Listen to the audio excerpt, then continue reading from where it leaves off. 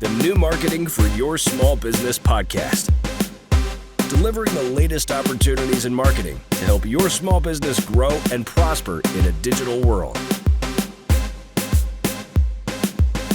Hey everyone, welcome back to the New Marketing for Your Small Business podcast. I'm your host, Luke Porter, the founder of Moving Tree Media, and today we're going to talk about something that affects every single business owner who's posting online, and that is the algorithms that run these social media platforms and how they've changed over the last year. Now, you might think like, Luke, they changed every 5 minutes. Yeah, they do change a lot, but here's the thing. Those are just little tiny tweaks. Every couple months is when we get the big changes that actually changes how you post content. And that's what I want to talk about in this episode. So I'm going to walk you through what has changed recently on LinkedIn, Facebook, and TikTok, and why these changes actually might matter more than you think and what you can do about it without having to lose your mind or worry about chasing every little trend. Let's jump right in. So let's start with the big picture.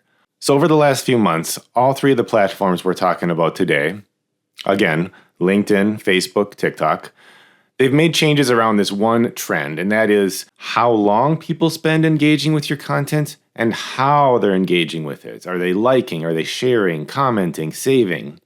So let's break it down. We'll start with Facebook. Meta, the company that owns Facebook and Instagram, they've basically turned Facebook into just another version of TikTok. So the engine that drives it, of what you see in your feed, is a lot like the For You page on TikTok. It is interest-based. So if you really like root beer, you're going to see reels on Facebook about root beer, even if you're not a member of any root beer groups or following root beer influencers on Facebook. Just because you've expressed interest in that, that's what you're going to see. So your feed is not about who you follow anymore. Also, Facebook is going all in on vertical video. One recent change is now all video posts are automatically treated as reels. No matter what orientation they're in, no matter how long they are, they're a reel now. But vertical is still king. So I know a lot of people still love the look and the feel of a horizontal video. I do too. But you got to give the platforms what they want. So they're going to show your stuff to more people. And that is vertical video. And even though length doesn't really matter, I still tell my clients, keep it under 90 seconds. People have short attention spans.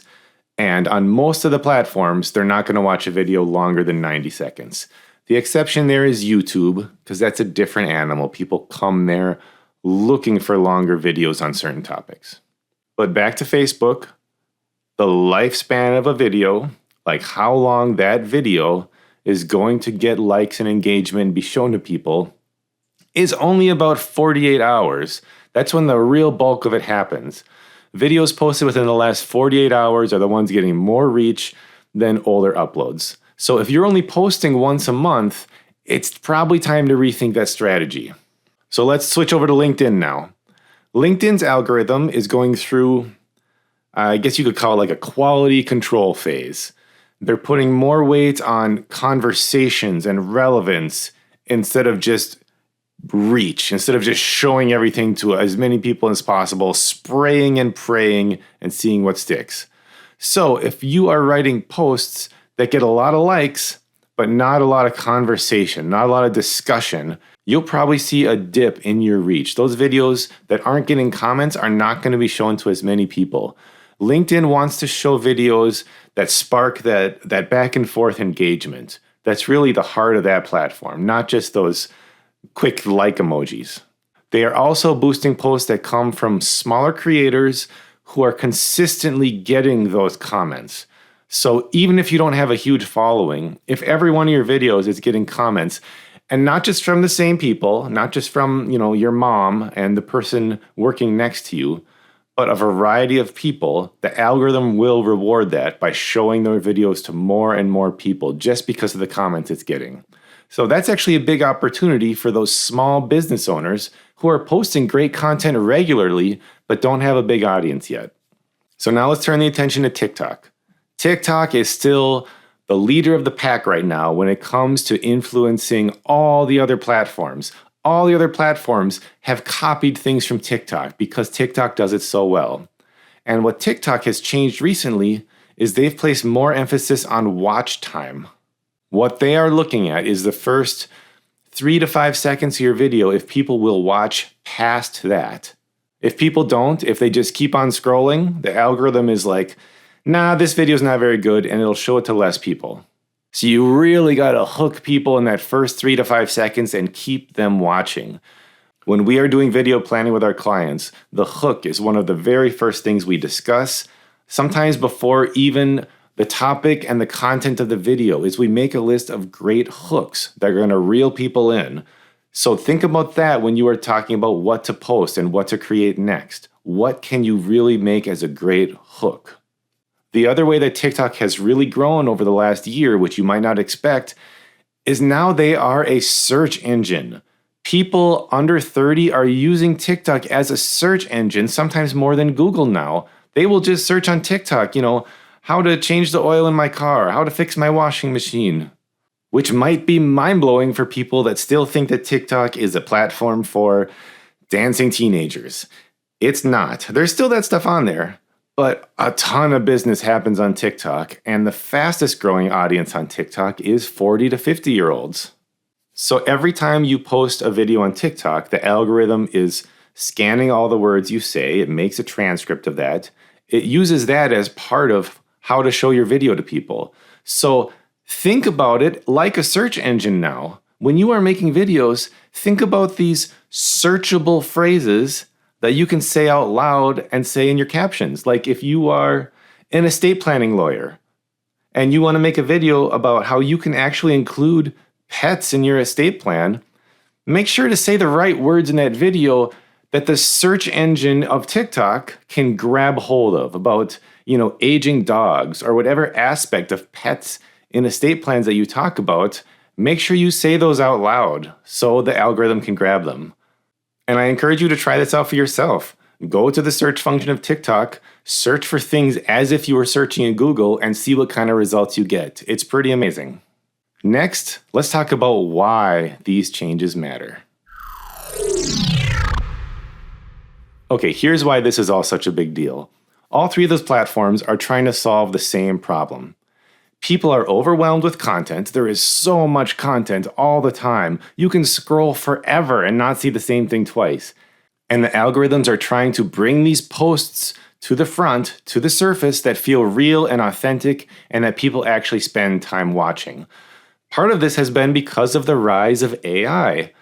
AI can poop out videos right now, and they're not very good, and people don't really like them, but some of them do stick and get millions of views, but most of them don't get a lot of traction.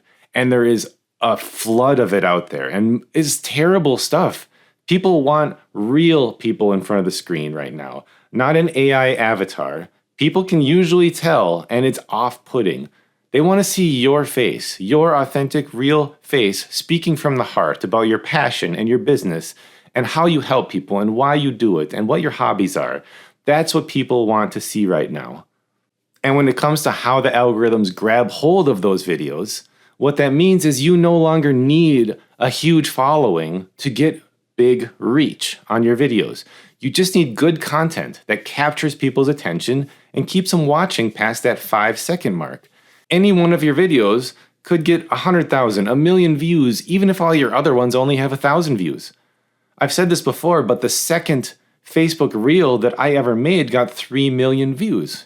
It just happens if it's good content that hits at the right time to the right audience, and the algorithm will boost it. This also means that the playing field is more level than it has been probably ever. This is probably the biggest opportunity in the history of marketing. Right now, small businesses have a shot at getting these amazingly high numbers that usually only the big brands can get by spending millions of dollars. But this window of opportunity will not stay open forever, because as soon as the big brands are all making these really small, authentic videos that are doing well right now, that reach is going to tighten up again. So don't make those overproduced, stylized, like Netflix-style videos. That is not what's currently doing the best. So you can go back to my last episode. My last podcast episode was a rant about this is your wake-up call. And that ties into what I'm saying right now. If you've been holding off on creating short videos or meaningful posts, now is the time to do it. So let's get into what you can actually do about all this, the practical advice. So here's how you can work with these changes without getting overwhelmed. First, make shorter videos. Like I said, attention spans are shrinking. Algorithms reward how much of the video people watch. So if you make a 10-minute video and people only watch 1 minute of it, the algorithm's going to show that to less people. But if you make a 1-minute video and people watch 1 minute of it, the whole video, 100%, the algorithm's like, whoa, people are watching this thing all the way to the end, time after time. This is a great video. We are going to push this out to thousands of people. So someone watching your full 1-minute video is way better than someone only watching half of a 2-minute video. So keep that in mind when you are creating these things. Keep your videos snappy, to the point. Think about the kind of videos that you actually pay attention to and make those kinds of videos. Use common sense when it comes to this kind of thing. Don't bore people. The second, like I mentioned before, pay attention to those first 3 seconds. Start with something that makes people stop scrolling. So instead of saying, hey guys, so I'm Luke and I am a video content creator, and today I want to talk about, okay, you've already lost them. You have lost them already and they are scrolling on to the next video. Start with the problem. Start with something like, here is why your Facebook posts aren't getting seen anymore. Boom, you've got them. You've hooked them in. Now you reel them in, they watch the rest of the video. There is a whole science behind how you can hook people. You can search for that. Hey, try searching on TikTok for great hooks. Search on YouTube, search on Google. Get your hooks down before the rest of the video. Front load your content. Those first 3 seconds are critical.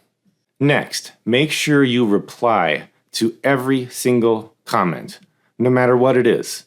If someone comments with a smiley face, reply with a thumbs up. If they leave a more meaningful comment, reply with a meaningful response. Every single comment you reply to doubles the conversation in the algorithm's eyes. Think about it as getting points, okay? On your video, let's say every single like is 1 point. Every single comment these days is worth about 30 points compared to 1 like. You replying to the person's comment is another 30 points. The more points you get, the more the algorithm will show your video to more people. That's one way to look at it. Engagement doesn't stop when you post. And remember, if someone's being rude or negative or a jerk, you can delete them, you can block them. Don't let the trolls out there control your content. Last tip in this section is an optional one, because I try to make things as easy as I can for you. So you can make the same video, post it on Facebook, Instagram, TikTok, LinkedIn, YouTube. The same video, and that's fine. But if you want a little extra reach, if you want a little bit of a bonus, use the editing tools inside of each app. Edit your TikTok videos inside of TikTok. Edit your Facebook Reels inside of Facebook. If you do that, the platforms see that as a signal that you're using their features and they reward that. You can still, repurpose across platforms, but if you use each app's built-in tools, rather than recycling a video from another platform, especially if it has a watermark on it, you know what that means, right? Like, if you save a video from TikTok, there's a TikTok logo on your video. If you upload that to Facebook, it'll show your video to less people because there is a TikTok logo on it. That's their competitor. So do it inside of each platform and you will get better reach. So how do you know if you are being successful? Here is what to pay attention to. I'm going to tell you right now, don't obsess over how many followers you have. It does not matter anymore. You can go look at the biggest online marketers right now, and they are starting to say this as well. Because of how that platforms work, because they show your videos to people who are interested in the things you're talking about and not who they're following. If someone likes and watches your video all the way through, they'll never have to actually follow you, but your content will still show up for them. You've probably seen this happen yourself. If you watch a video all the way through from a girl talking about how to cook the perfect steak, you're going to see more content from her regardless of whether or not you actually followed her. That's how it works now. So don't worry about your follower count. It doesn't matter. Don't freak out if your video only gets 10 views. Keep making content, because video number 7 or number 17 or number 37 is the one that's going to get 50,000 views. Just keep making good content. The things to pay attention to if you want to get into the numbers: how many people watched your video all the way through? And some of the platforms, they'll even show you where people stopped watching. So you can go back and watch your video again and be like, oh yeah, they stopped right there because I changed the subject. And then you'll learn what to do better next time. Pay attention to how many people saved it or shared it. The algorithms love that almost as much as comments now. Some algorithms even more than comments. That is how important those saves and shares are. And then pay attention to how many conversations your post started, how many people commented. These are all the signals that the algorithms care about right now. So these are the ones that can actually help you grow your business. All right, here's the bottom line for today's episode. The algorithms, they'll keep changing all the time. They'll keep adding new features, tweaking things, adjusting things, but the fundamentals will always stay the same. Be authentic, be your real self, speak from the heart, be helpful, be consistent, and keep experimenting. If you can at least do those, you are ahead of the game already. But if you want to do even better, based on the algorithm changes over the last year, work on getting comments and shares instead of likes. Record your videos as if a search engine was going to be searching them. Pay attention to how you hook people at the beginning of the video. And then that extra bonus of edit your videos inside of each platform. So this week, get your phone in front of your face, record a quick, authentic, from the heart video, ask a question, share a quick story, watch how it performs, respond to comments, see how many people shared it. That data will teach you more than any algorithm hack ever could. Until next time, this has been the New Marketing for Your Small Business podcast. If you found this episode helpful, please subscribe, leave a review, share it with another business owner who could use a little encouragement to get back out there. Thanks for listening, and I'll see you next time.